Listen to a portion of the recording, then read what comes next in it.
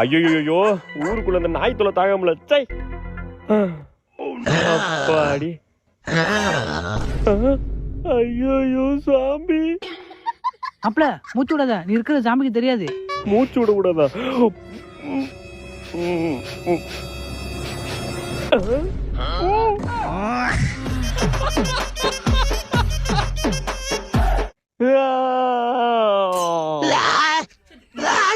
அப்பாடி நம்ம தப்பிச்சோம்.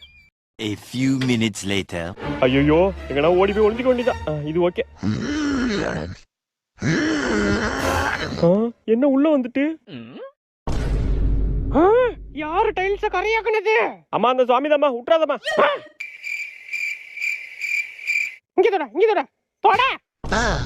நான் சுவாமி கடிச்சு ரத்தத்தெல்லாம் குடிப்பேன். சரி இங்க தொட. ஐயோ